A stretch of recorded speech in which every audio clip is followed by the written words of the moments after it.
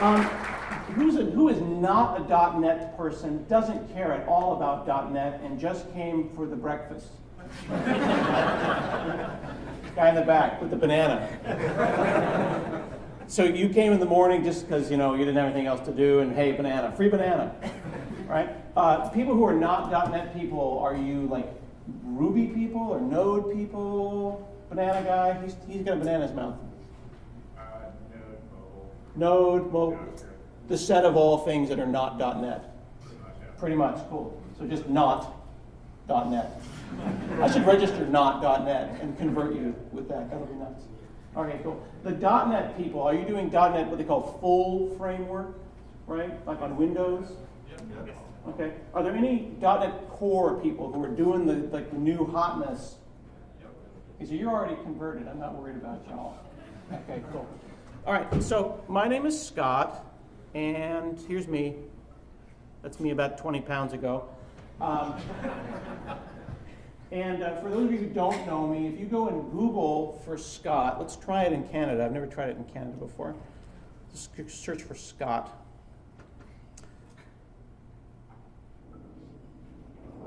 Oh, okay, there you go. It's usually me, and in the States, it's Scott brand toilet paper. I don't know if that's a thing here, but Scott tissue is like the hugest thing. So like when I was a kid, I would introduce myself like, oh, like the toilet paper. I'm like, no, not at all like the toilet paper. I'm trying to get them off the homepage, but now we need to get Scott Bikes and whoever this jerk is, quality people. So when you see this talk, if you wouldn't mind blogging about it and linking my name to my website to give me more juice. I'm trying to get more Google juice. Do you know the difference between the juice and the sauce? This is important. This is an Americanism, but it's a good English thing for you. If you've got the juice, yeah, you get the oh man, Hanselman, he's got the juice. Juice comes and goes. Juice can go bad. Juice is something you can get, but you're given, but it also can leave you. But the sauce, sauce lasts a long time. If you've got the sauce, and you've got the sauce for the rest of your life, right? I mean, how long does juice last in the fridge, right? A couple of days? But barbecue sauce, it's the same bottle, year after year after year. So I want to get more than just Google juice. I want the Google sauce. If you can help me get that would be great. Another thing you could do for me is listen to my podcast. I've got a podcast called Hansel Minutes. I've had it for 11 years. This is a non-denominational show. So for Ruby Node person and for Banana Guy in the back, I've had it long before I went to work at Microsoft and long afterwards. And I talk about all kinds of cool technology from all kinds of people from all over the world. This is just the last 50 or 60 shows. I want to point out that I've been doing this for over 580 shows. That's every Thursday for 11 years. So there will be something interesting here for you to find. Hey, look, who's my Ruby people at? That guy invented Ruby. So I talk to all kinds of fun people from all over the world. So that's the advertisement. Now the reason that the show is called Hansel Minutes is because I'm a really bad estimator. And people used to know that about me. They would say, how long do you think that'll take, Scott? And I would say, 30 minutes. And they go, well, is that Hansel minutes or regular minutes? Because they knew it would end up being a week or two. I'm a very bad estimator. But I would encourage you to check that show out because I like the show. It's a good show. Okay, let's talk about .NET. I bought this domain. I'm pretty happy about it. .net. It's very expensive. It's actually not that expensive. And if you go there, it takes you to this page that we're going to, we'll redesign, but it looks kind of like a Microsoft-y page. And this is where we want to get people to go so that they'll learn about .NET. For those of you who've been working in .NET for many years, you can imagine that we couldn't really compete with open source software, right? Because does anyone teach at their high school, teach kids how to code? No? What's wrong with you people? This is Canada. I thought you were supposed to be super nice and you give back to the community. No. You're like, yeah, forget those kids. When you teach children how to code, young people how to code, you go to the high school and you say, hey kids, let's learn Ruby, Go, Java, Python, everything but .NET, right? That's what kids learn in school. Because if we went to a high school to teach kids .NET today, what would that look like? Hey kids, we're going to learn .NET. Yay! C#, yay! All right, everybody, we're going to download Visual Studio. It's only a 2 gigabyte ISO file, and then tomorrow, once it's downloaded and installed, and make sure your Windows is entirely up to date, maybe Thursday morning, after we've installed Visual Studio, we'll say hello world, and we'll get the enterprise version of Hello World with the entity framework. And did you have? Oh, you didn't have SQL Server, kids. You got to install SQL Server. You got to get a 10-minute Hello World. You have to have that great experience. Most people are learning Node and Ruby and Python and Go, and they're typing apt, get, install, all of those things. So what .NET Core is trying to do is make that happen and make the language that we enjoy, which is C# and F# and VB, something that young people will appreciate and will help them get jobs. Now, Microsoft has been thought of as being kind of evil for a very long time, and people think that we just got into the open source business. Look at the date on this article about the time that we tried to open source .NET. Did you know that we open sourced .NET in 2001? Yeah, it didn't really take. This is before Git. This is during the FOSS, F-O-S-S years. There's a real difference between FOSS and open source, where you could free Libre open source versus open source that has a commercial backing. People are nodding, and I appreciate that. This was also before pull requests, before social developers, before Twitter. What we did is we released what we called the shared source.net, which was really stupid. It was basically a zip file that you could download with all the good stuff removed. We pulled out the jitter, the just-in-time compiler, and the garbage collector, all the fun stuff. And we thought that people would study it in schools. Turns out they did not study it in schools. And we've actually tried to release .NET as open source 3 different times. I went there about 10 years ago with a bunch of like-minded people with the goal to open source it all, do it right. And we started with ASP.NET MVC. I saw some MVC people in here earlier. And we're going to keep doing it that way. And if we do it wrong, I'll quit. Seriously, I don't need the job. I didn't go there I went there for the healthcare. I didn't go there for the money. We went there to do the right thing. We went there for the, for the people. So I started there about 10 years ago, around the ASP.NET MVC time frame. And since then, we've seen lots of growth in the .NET space. But the exciting part is this. 62% of the contributions on the .NET Core repository are from outside of Microsoft.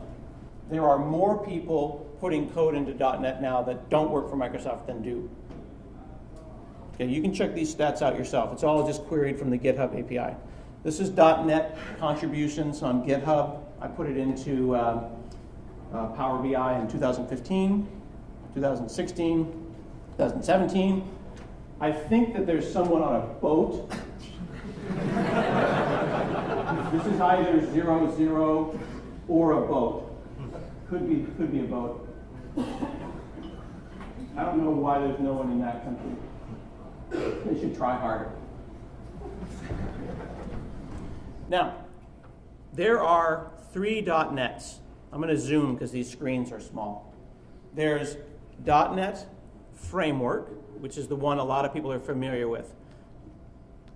That's the one that you build Windows apps with. Then there's .NET Core that we're going to talk about today. And then there's this one called Mono, which became Xamarin. It's important to think about these as instances of .NET. .NET is the umbrella, and each one of those is a .NET. There's the Windows one in red there, the core one that we'll talk about today, and then Xamarin.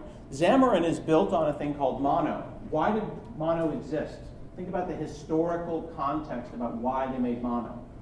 We didn't open source the thing well, and that was lame, so they made their own.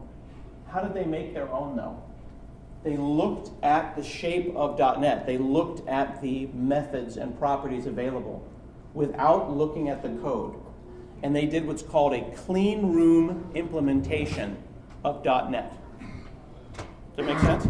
So if I asked you to write a string, I would give you the interface, all the public outside, the shape of string, and your contains and your index of would have a different implementation than the .NET one. But as long as it passed all the tests, it would probably be okay, right? It depends on the quality of your tests. That's exactly what the Mono team did. They designed an entirely new parallel universe .NET. Seriously, like an evil Spock with a goatee. And it worked great, and it turned into a company. And that can do stuff that the other .NETs can't do. Like they've got technology that lets it run on Android, and it lets it run on my Apple Watch, and my iPhone, and on Macs. Then we bought them, and now we have these 3 different .NETs. So what we're doing is we're building on top of a common infrastructure. We've open sourced all of the bottom part of the pyramid. The compilers are all open source. The languages, C#, VB, and F# are all open source. The runtimes are all open source. This way, those can be used across everything. So this is kind of a sneak attack. I'm giving you Microsoft's secret game plan here. We want C# to work on everything from a watch to the cloud and everything in between. That's the idea. What's cool about that is that for the young people or for the new people or the open source people getting into it, they're going to go, hey, this is a cool language. I like F#, I like C#. It runs anywhere. It's run by a foundation. It's open source. And I don't have to pay Microsoft if I don't want to. So that's cool. For those of you who have been doing .NET for many years, you just became iPhone developers. You just became Apple Watch developers. You just became Docker container users. That's what we want people to do. Sometimes people identify as the technology that they use. So I'm a WinForms developer. Don't do that. That's such a narrow view of what you do. You know C#, you know F#, you know VB. If you know .NET, if you know the shape of the APIs, you can be an Android developer, you can be a cloud developer, you can do anything. You can now be a cross-platform Linux developer that uses Docker. You've got the base of the pyramid, which is the languages, the compilers, and that common infrastructure. So you have to think about it like that. This is an opportunity for those of you who work in enterprises that are maybe doing things like WinForms or web forms. And this is short of probably maybe Java. It's really the only language that's going to let you write stuff anywhere like that. Right now, we're doing pretty well. This is Stack Overflow just recently did a thing where they had the most loved technologies in .NET Core is right behind Node, which is pretty sweet. Now let's get out of here and do some demos, because it's all about demos. All right, that's enough slides. So let's see how many demos we can do on the small projector, and I'm going to do as much zooming as I can.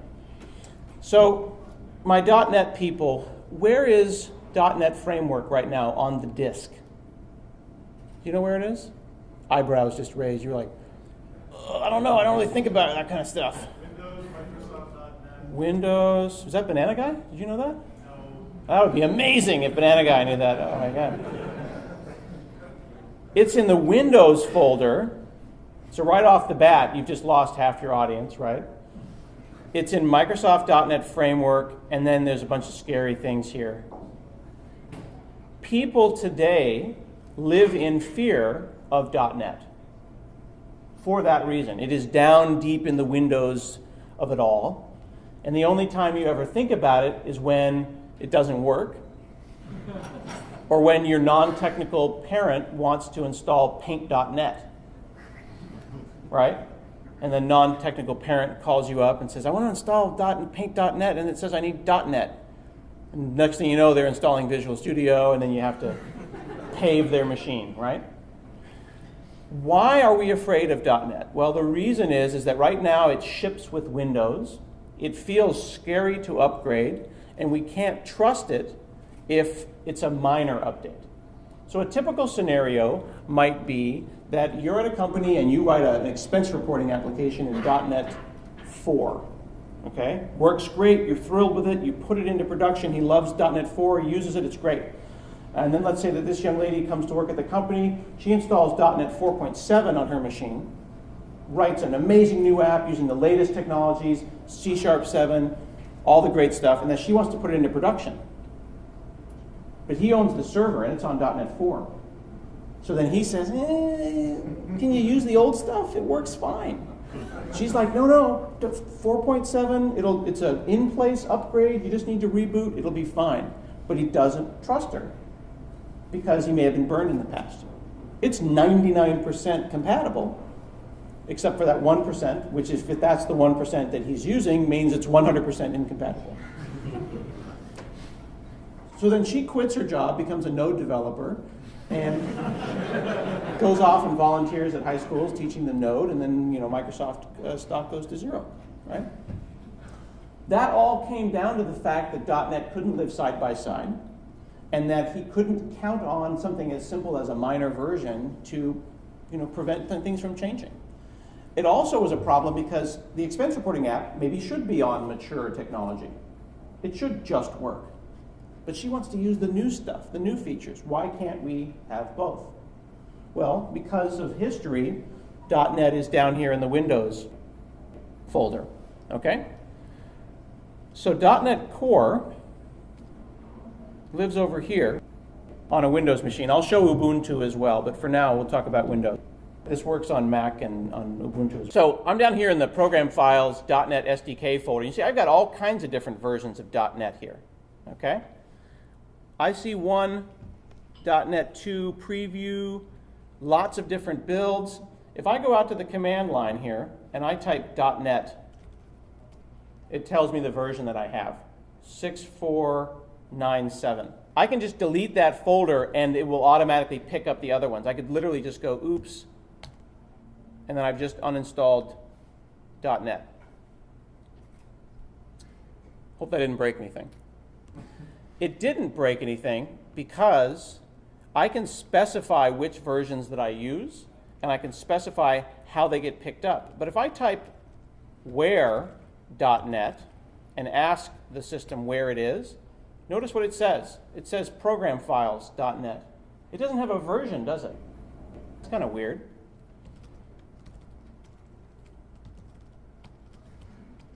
Let's make a folder here, and I'm going to type .NET new. And it's going to list out, this is looking weird only because of the font size, so don't think we suck or anything. This is a list of all the different things I can make. I can make console apps and tests, and I can make web pages, and I can make Angular and React apps. I can say .NET, I can say .NET, I don't want to type .NET new. Try typing in front of like 500 people. It's not very easy. I just type .NET new console. So here's what I made, program.cs. Let's open it up. Okay.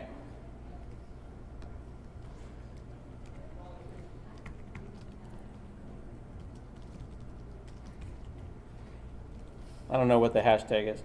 And I'm going to go ahead and add, at the end of console.writeLine, a console.readLine. That way this application sticks around for a while. I'm going to run it, and then the app's going to pause and wait, right? So I'll say .NET run. Notice I didn't have to say build, didn't have to do anything. I haven't even opened Visual Studio yet. I'm doing all this at the command line. So it's sitting around now. .NET's waiting. So I'm going to go and open up Task Manager. and I'm going to look for the .NET stuff.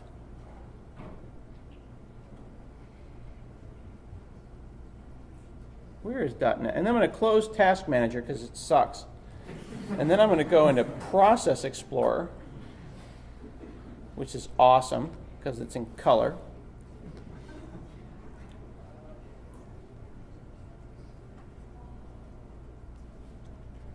And look, there's two .NETs. There's the one in that one folder there, Program Files. And then it shelled out to another one that included the exact path and version of the resulting DLL. So I can have as many of these as I want, and I could go and say, what version is this? Let's say this is version, what do I say, .NET 2.0. Now I'm in a folder called O Canada. Let's go to a more backwards country. And I'm going to go and I'm going to say, grab a file off my desktop called global.json. See this file right here? Inside this file, it says the version that it wants. I'm still going to type .NET when I'm in that folder. Let's go back up here. Okay? And now, because I'm really old, and you are not, I'm going to use obscure command line things to show that I am smart.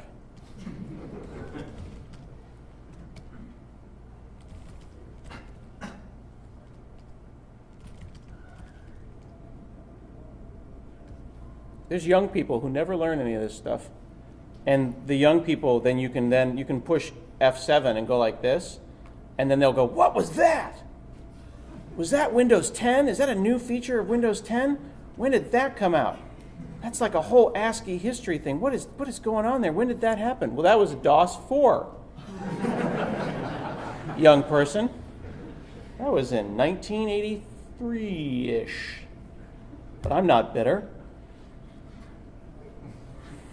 I just tell them it was Windows 10. That way they'll upgrade.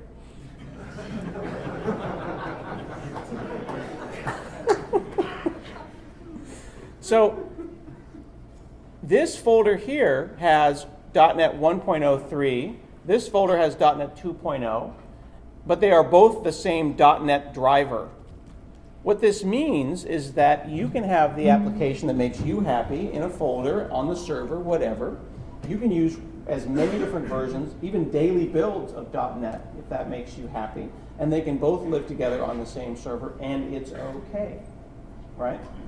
You want to have something as simple like that, where I can type .NET Run, .NET New, and do all of that stuff. Now here, I'm doing this at the command line and not inside of Visual Studio. Not to make people feel like, well, does this mean Visual Studio is going away? But because I think it's important to know what's happening underneath. I was having a chat in the hallway with someone, and I asked them if they knew how to drive a stick shift, a manual transmission. They did not. They only knew how to drive an automatic. And I suspect that they really only know how to drive an Uber. And I said, well, don't you want to know how it works? And he's like, no, at some point there'll be self-driving cars, and I won't even need to care about that. That's a really interesting perspective if you think about it, because technology is changing such that the layers of abstraction are hiding all of the metal underneath. And now people believe that JavaScript itself is the metal. Like, I do really low-level JavaScript work. If you open a browser and hit F12, I'm not sure that qualifies as low-level, but I hear what you're saying. Until those days, I think that there's value in knowing some of the underneath. You don't need to know anything other than what I've just shown you, but when you go into Visual Studio and say File, New, Project, it's going to call .NET New. When you manage your versions, that's a useful thing to understand. I always believe that people should know one layer below the call stack than they're comfortable at. I also have found that there are a number of enterprise developers that don't know what a call stack is. This is a thing that I want everyone to challenge themselves to do. This isn't a .NET speech as much as it is a challenge yourself, stretch outside your comfort zone. Has anyone never opened the call stack before in Visual Studio and they want to maybe come out today and let us know about that? That's a common thing. I know people who've been 20 years of experience, but it's the same year 20 times.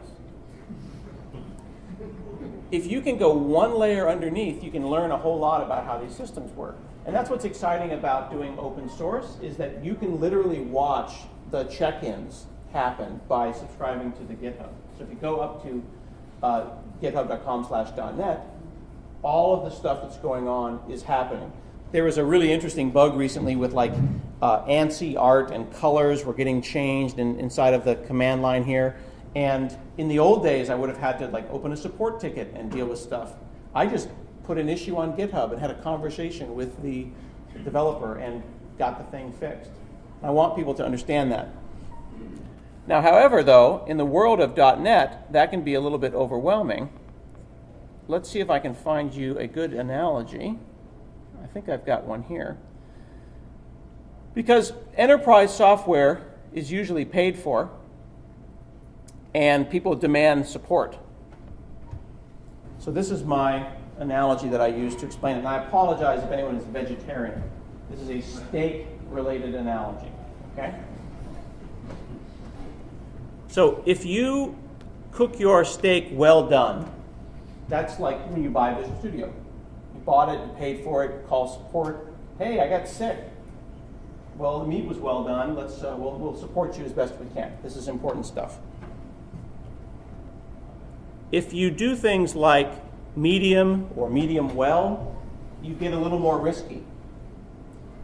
You can do a technology preview, a CTP or a beta, or maybe you're pulling things off of a continuous integration drop.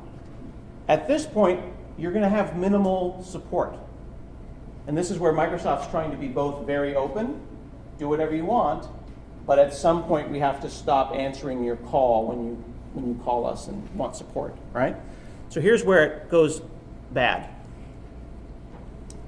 You know when you're at the, oops,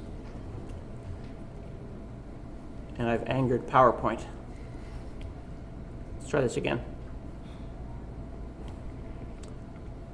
When you order your food, and there's the warning at the bottom that says if you eat uncooked meat, you could die. Don't you have that warning? Maybe that's just Americans. When you get rare meat, you're building from the source code. Do you know that there's something before rare? It's more rare than rare. What do you call it here? Raw? Yeah, we don't call it raw. We call it blue.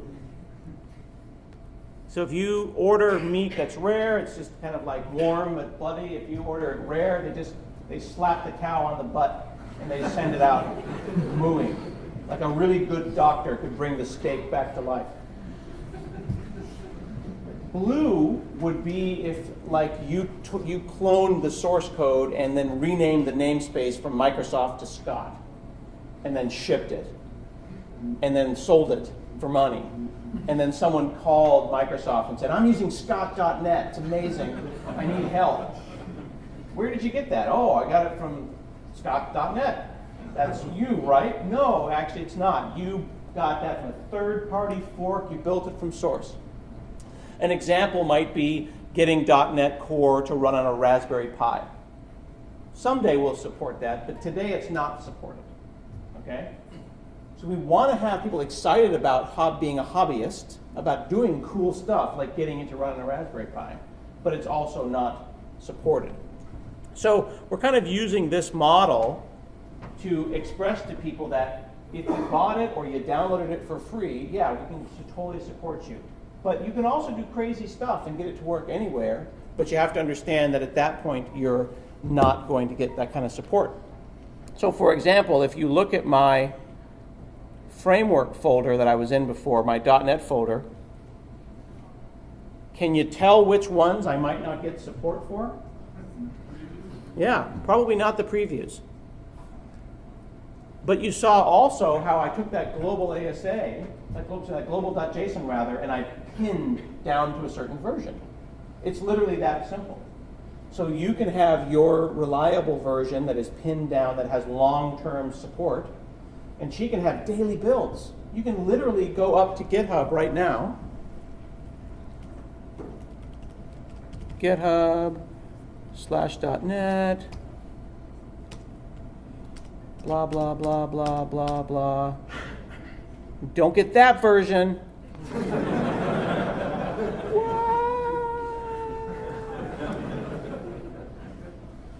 I would be embarrassed, but it's open source, so do what you got to do.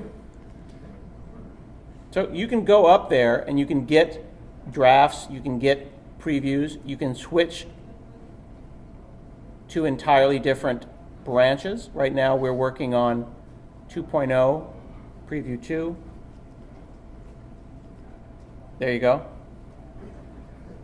So then you could go up there and get whatever version you want on whatever operating system you want. Those are the supported operating systems, right?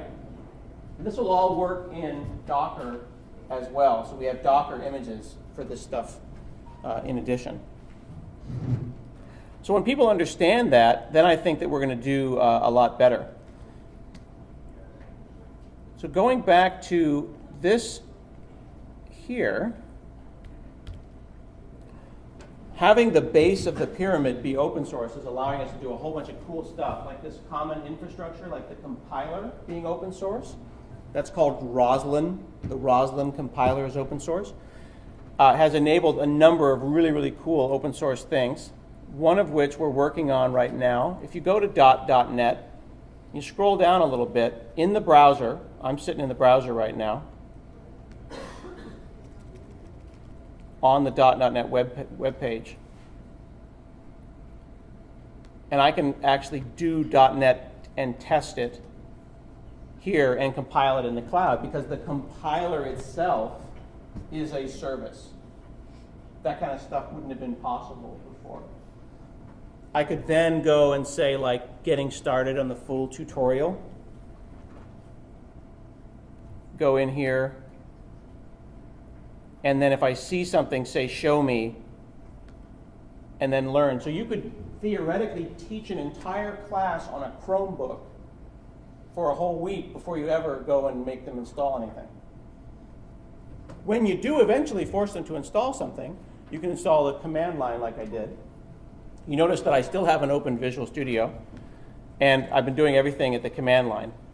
Again, we can just go .net, actually let's make a new folder.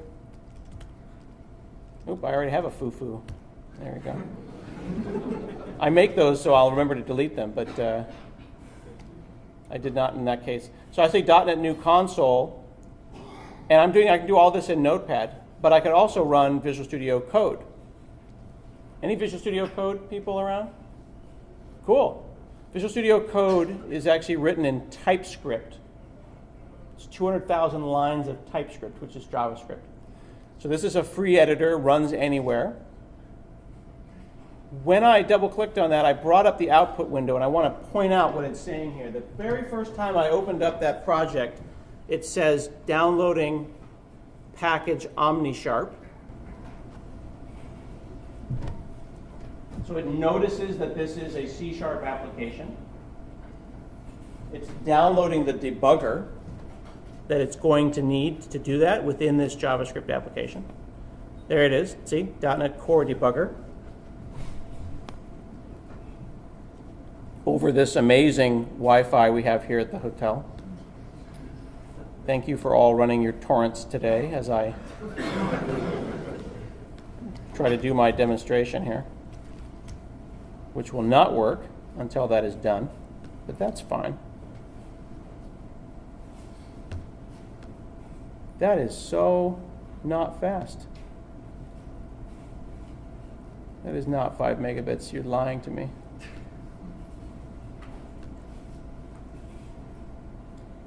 You ever see that where you know for a fact That would have been down quicker. We'll wait a second. So when we're inside of our editor, are there any Sublime text holdouts? Anyone who insists on using Sublime? No, you've given up finally? You are there? You're still doing it? You know how Sublime, where's Banana Guy? You probably use Sublime, right? Yeah? Your buddy does, though.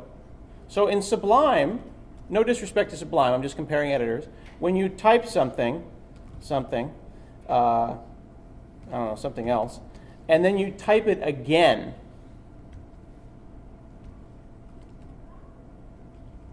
yep, it's not going to work until my thing finishes installing.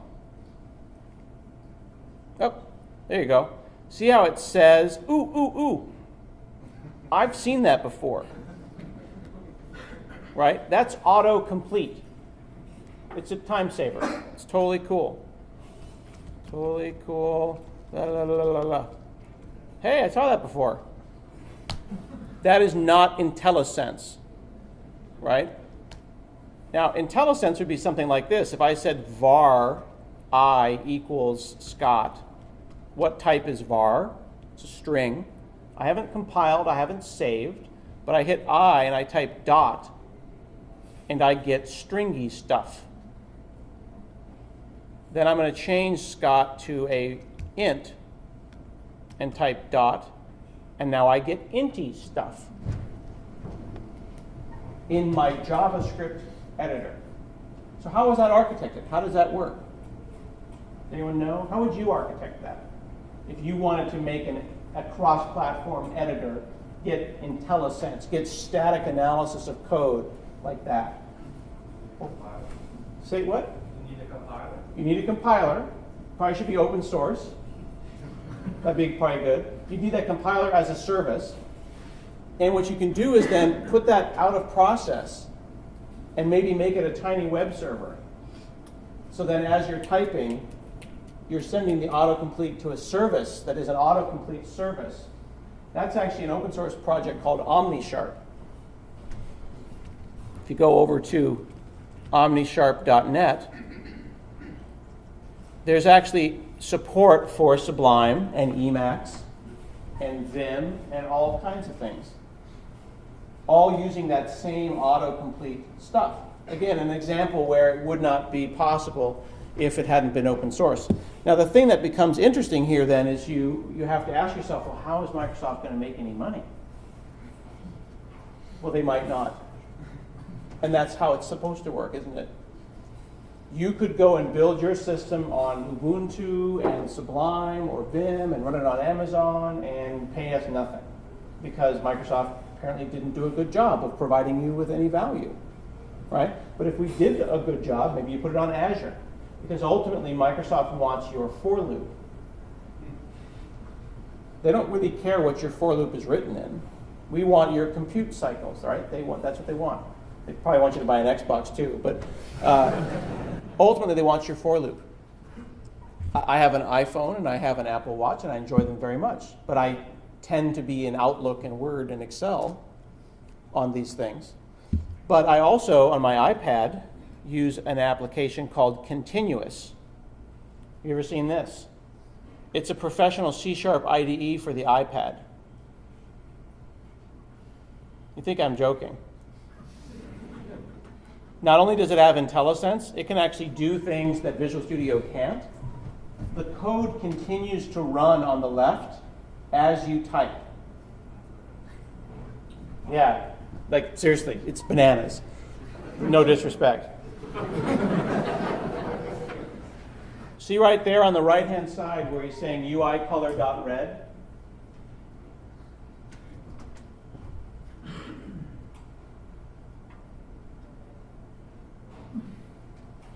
What they did, well, what he did, it's a one-man shop. This gentleman named Frank went and forked the compiler and made it run on the iPad. Couldn't have done that if it had not been open source. And now he sells it for like $15. Isn't that insane? That kind of stuff is the kind of innovation that I'm excited about in the .NET space.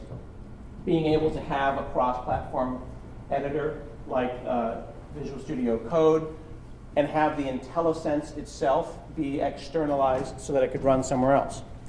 Okay, so let's back up a second and revisit this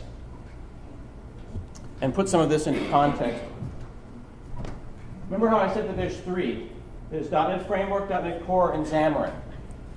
But I also said that all of you just became developers for iPhone and Android and things like that. That's kind of a big statement. What's going to make that possible is this thing called the .NET Standard Library. Are there any Android developers here? Android developers. Okay. So here's my, hey, you're still here. That's good. They didn't leave. That makes me happy. He was checking his email, but that's fine. I'm not bitter. Android developer, do you develop for like 4.3.2 or develop based on the candy that they've named it after? Do you you're going to do like a Kit Kat application or a Juicy Fruit?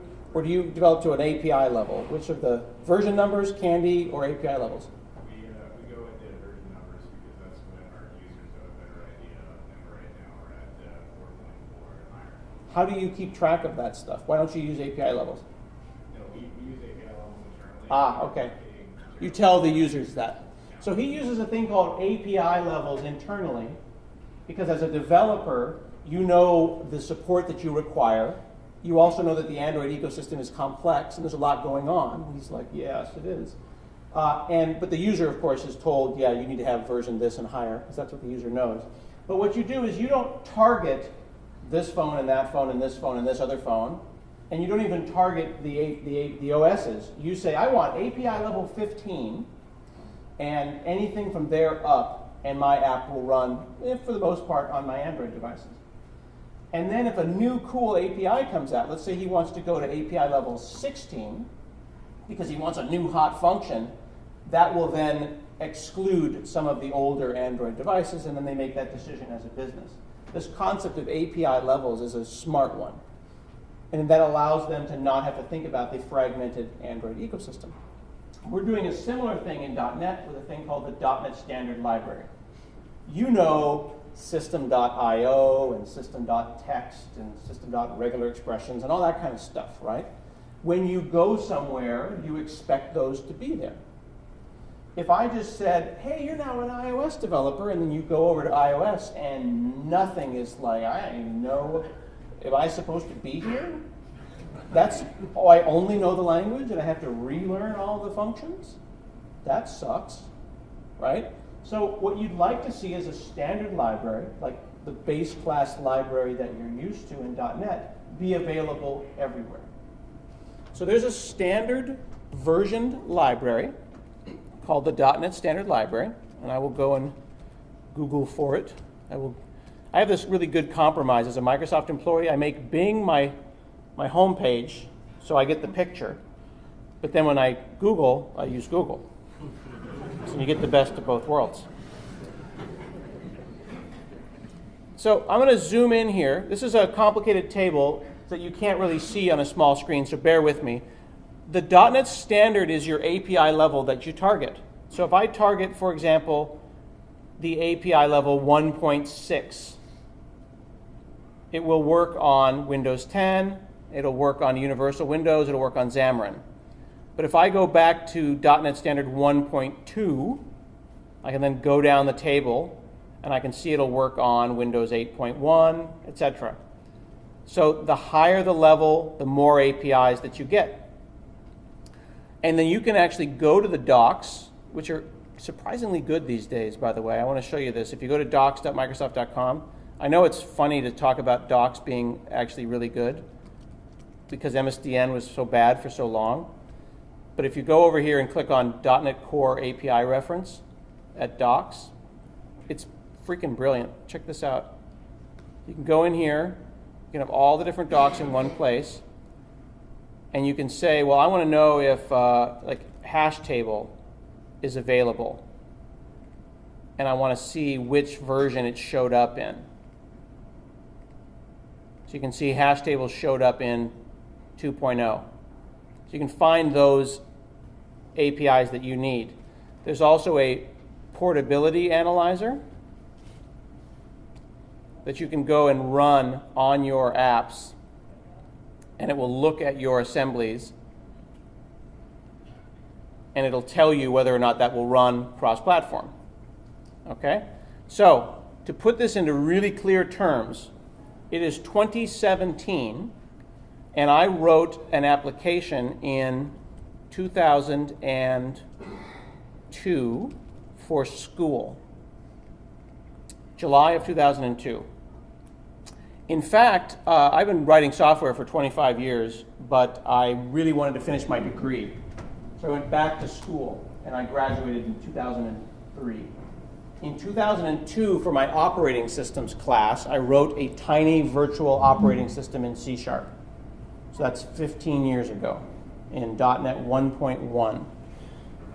It's so old that I even have horrible slides from 2002 to show you. Isn't that great? Just want to inflict these slides upon you for a moment. So it's an abstract virtual machine that simulates the running and scheduling of processes. It has memory management. It has virtual memory, inter-process communication. It's got registers, and I went through the whole thing. Isn't that amazing? Old code, 15-year-old .NET code. But it is a complete mapping to a virtual system, okay? I forgot about this until I was poking around on my blog and then found the code. So I threw it up on GitHub. And I spent a couple of hours last week trying to get this thing to run cross-platform.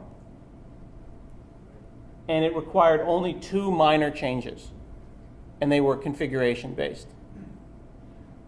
So now, this is my Windows 10 machine. And you know, if you haven't heard, Windows 10 runs Ubuntu now natively. It's not a virtual machine. This is not Cygwin, in case there's any confusion. It's literally Ubuntu 16.04. Okay? And since .NET runs on Ubuntu, I put .NET on it. And this is my project. And I wrote a shell script to go and build it. See, it says .NET build. And now it is going to go and run MS Build on Ubuntu, build that project, and then run all the tests.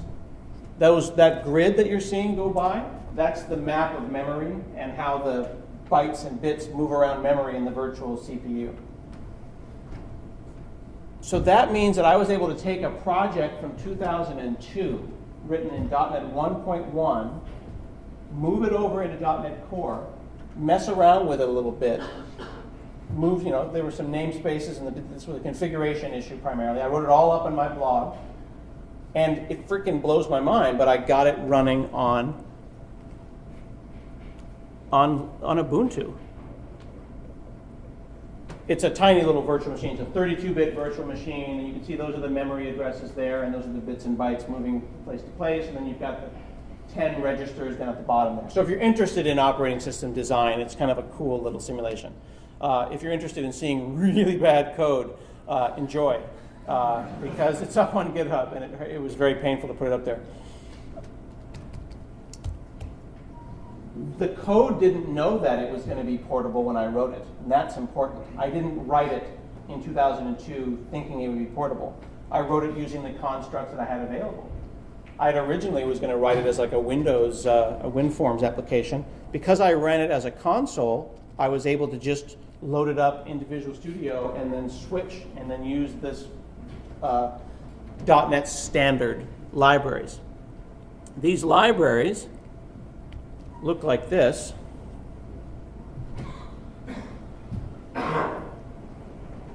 Again, I'll try to zoom here because I realize it's a little bit small. So you've got like XML, you've got serialization, you've got networking, I/O, threading, all the kinds of things that you expect It's an API level, just like Android. And if you talk to those things. Now, I'm not saying that you will be able to have the same thing. Clearly, there was some luck involved. What if my application had talked to the registry? That probably wouldn't have worked. There is no registry on Ubuntu. But if we think about it in the generic terms, well, the registry is just a data store. I could have just redirected that to a file somewhere, abstracted it away, and then read from the file on Ubuntu and the registry on Windows. It's not like it would have taken me days. The code was reasonably well factored. If you're using things like dependency injection, you can do those things as well. This kind of sitting on top of the abstraction levels that are being made available to us, kind of calling back to what I said before about what an exciting time it is that someone doesn't have to even know how to drive a car to be mobile and get around and do stuff. I just became a Linux developer, and I didn't have to do anything. I could then put that into a Docker container, maybe put a web API front end on it, and have a tiny operating system as a microservice just to be stupid. Because then it would be tiny virtual machine inside of a Docker container, inside of another virtual machine, sitting on, like how deep could it go? We could totally inception it, and then I could even have it call back to itself. Remember the movie Inception? That's about if you run a virtual machine inside another virtual machine, time slows down. That's what that whole movie was about. It was not running nested virtual machines. It's a true story. True story. So .NET Standard 2 is in preview right now. It's happening right now, and it's pretty exciting. And you can install it on your machine, and it won't mess stuff up. You don't have to be afraid of it. We have Docker containers. We run on Mac. We run on Linux. All of this is an attempt to get you to like us. And if you like us, maybe you'll run it on Azure, and it'll be cool. If not, I wish you all the best running .NET and all the great cool stuff in the .NET ecosystem on your Macs and on your Ubuntu machines, and running them at Google Cloud or at Amazon or whatever makes you happy. So if you want to learn more about this kind of stuff, go out and check out my blog. I just wrote about the tiny operating system just a couple of days ago. And I hope that you all have a fantastic time at DevTeach. There's so many great talks right now. We're going to go ahead and give the stage back to my hosts and send you off to listen to some other great presenters. Thank you very much for having me here.